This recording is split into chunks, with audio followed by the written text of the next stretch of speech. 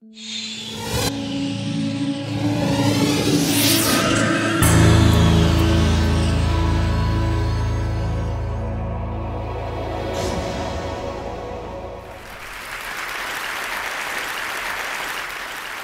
standing in front of you today in all humility, wanting to share with you my journey of the last 6 years in the field of service and education. You know, I'm not a trained academic, neither am I a veteran social worker. I was 26 years in the corporate world, trying to make organizations profitable. And then in 2003, I started Parikrma Humanity Foundation from my kitchen table. The first thing that we did was walk through the slums. You know, by the way, there are 2 million people in Bangalore who live in 800 slums. We couldn't go to all the slums, but we tried to cover as much as we could. We walked through these slums, identified houses where children would never go to school. We talked to the parents, tried to convince them about sending their children to school. We played with the children and came back home really tired, exhausted, but with images of bright faces, twinkling eyes, and went to sleep. We were all excited to start. But the numbers hit us then. 200 million children between 4 to 14 that should be going to school but do not.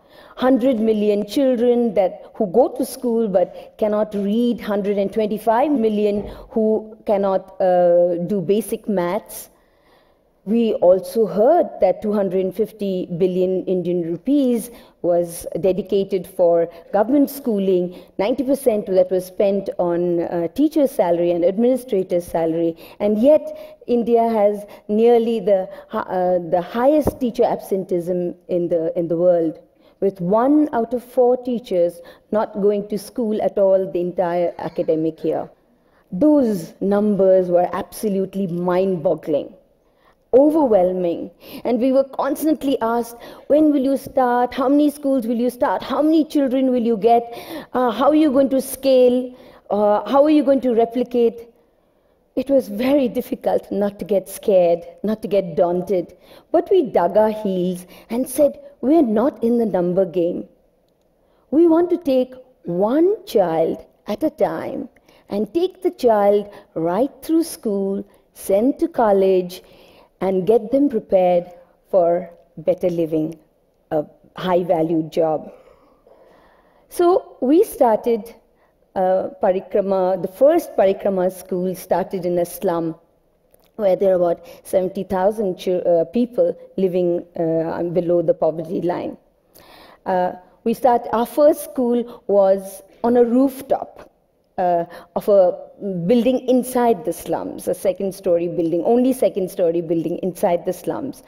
And that rooftop did not have any ceiling, only half a tin sheet. That was our first school, 165 children. Indian academic year begins in June, so June it rains. So many a times all of us would be huddled under the tin roof, waiting for the rain to stop. My God, what a bonding exercise that was. And all of us that were under that roof are still here together today. Then came the second school, the third school, the fourth school, and a junior college. In 6 years now, we have 4 schools, 1 junior college, 1,100 children coming from 28 slums and 4 orphanages. Our dream is very simple, to send each of these kids, get them prepared to live, to be educated, but also to live peacefully, contented in this conflict-ridden, chaotic, globalized world. Now, when you talk global, you have to talk English. And so all our schools are English medium schools. But then there's this myth that children from the slums cannot speak English well. No one in their family spoken English. No one in their generation spoken English. But how wrong it is. I like adventurous books, because, and one of my favorites are like Alfred Hitchcock and the Three Investigators, Hardy Boys, and Harry Potter. All those three are like, although they are like in different contexts, one is like magical, the other two are like investigation. I like those books because they have something special in them. The vocabulary used in those books and the way, the style of writing. I mean, like once I pick up one book, I cannot put it down till I finish the whole book. It's like, even if it takes me like 4.5 hours or 3.5 hours to finish one book, I do it. I did a Google search and I got the information about world's fastest cars. I like Ducati ZZ143 because it is the fastest, it is the world's fastest bike, and I like Pulsar 220 GTSI because it is India's fastest bike. Well, the girl that you saw, her father sells flowers on the roadside, and this little boy has been coming to school for 5 years. But isn't it strange that little boys all over the world love fast bikes? He hasn't seen one, he hasn't ridden one, of course, but he has done a lot of research through Google search. You know, when we started with our English medium schools, we also decided to adopt the best curriculum possible, the ICSE curriculum. And again, there were people who laughed at me and said, "Don't be crazy, choosing such a tough curriculum for these children, they'll never be able to cope." Not only do our children cope very well, but they excel in it. You should just come across to see how well our children do. There's also this myth that parents from the slums are not interested in their children going to school. They'd much rather put them to work. That's absolute hogwash. All parents all over the world want their children to lead a better life than themselves. But they need to believe that change is possible.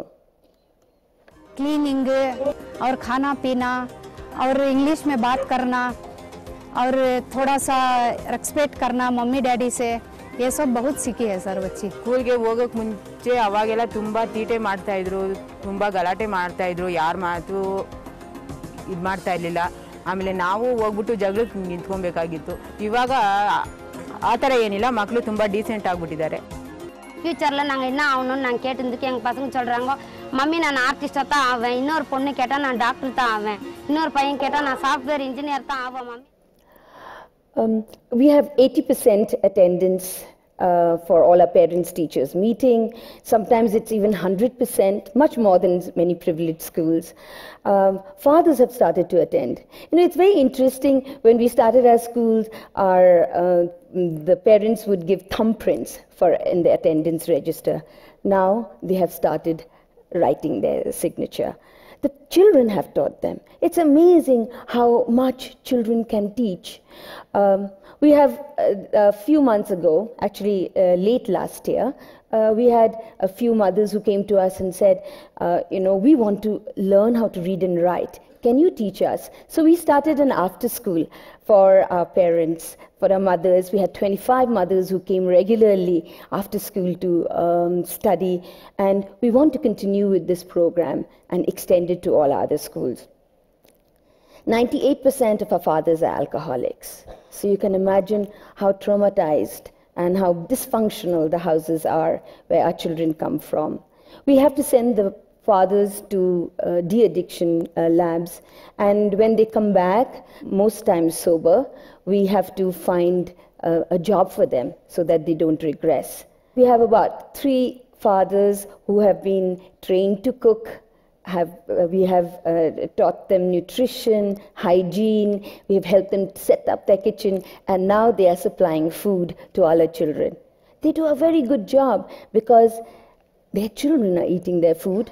But most importantly, this is the first time that they have got respect and they feel that they're doing something worthwhile.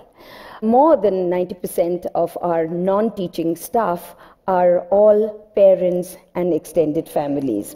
We've started many programs just to make sure that the child comes to school. Vocational skill program for the older siblings so the younger ones are not stopped from coming to school. There's also this myth that children from the slums cannot integrate with mainstream. Take a look at this little girl who was one of the 28 children from all privileged schools, best schools in the country, that was selected for the Duke University Talent Identification Program and was sent to IIM Ahmedabad. Duke IIMA camp, whenever we see that IIMA, it was such a pride for us to go into that camp itself, and we went there. Everybody were very friendly, especially I got a lot of friends, and I felt that my English has improved a lot going there and chatting with friends and all those. There, we met children who are with different standard and all those different mindset, a totally different society, and I mingled with almost with everyone. They were very friendly. I had very good friends there who are from Delhi, who are from Mumbai. Even now we are in touch through Facebook. After this Ahmedabad trip, I've been totally different, mingling with people and all this. Before that, I wasn't. I feel I wasn't like this. I don't even mingle. I don't start speaking with someone so quickly. And my accent with English and all this improved a lot. And I learned football, volleyball, frisbee. Lots of games. I wouldn't want to go to Bangalore. Let me stay here. Such a beautiful food. I enjoyed eating food. It is so beautiful. I enjoyed eating food. Like bearer will come and ask me, "Yes, ma'am, what do you want?" It is so good to hear.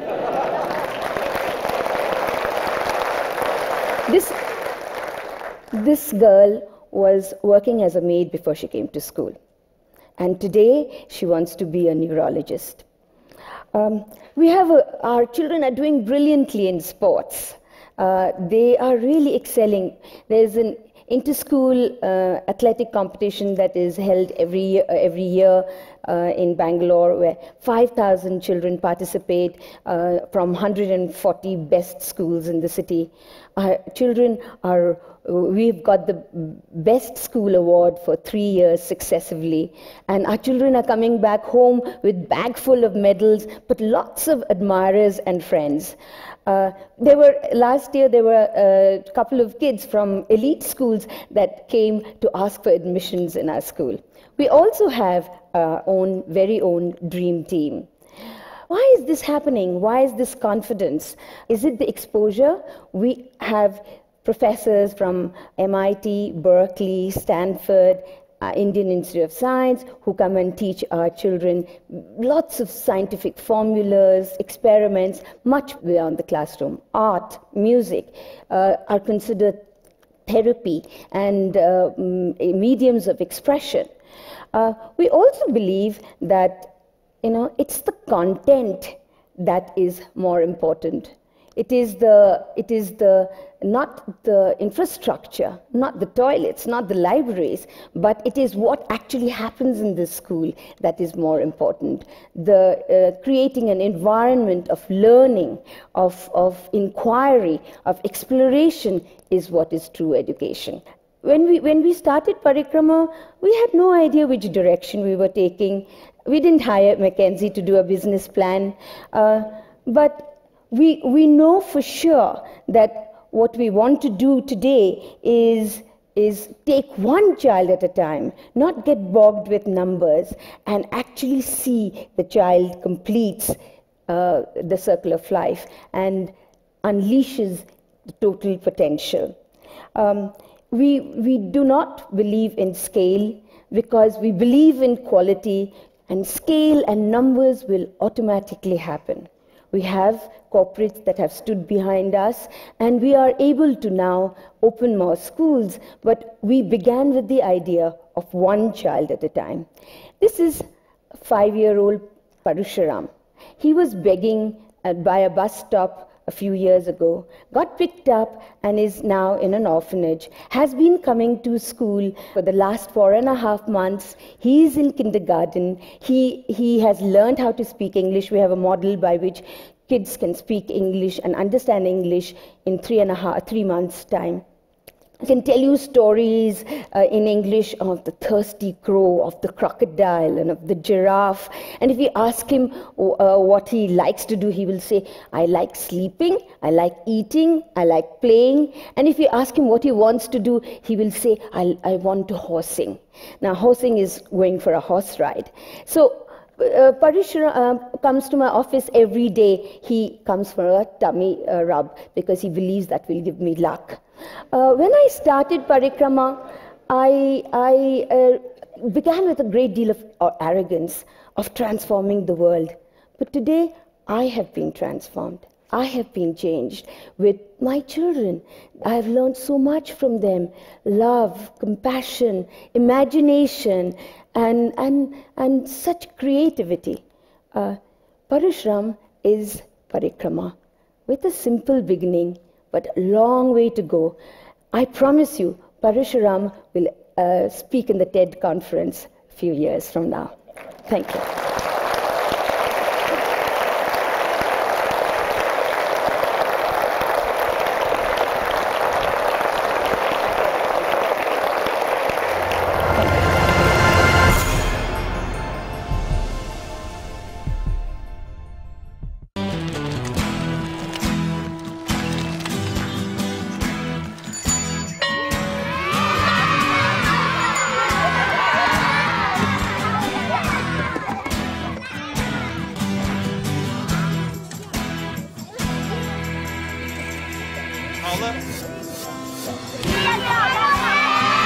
Sharing.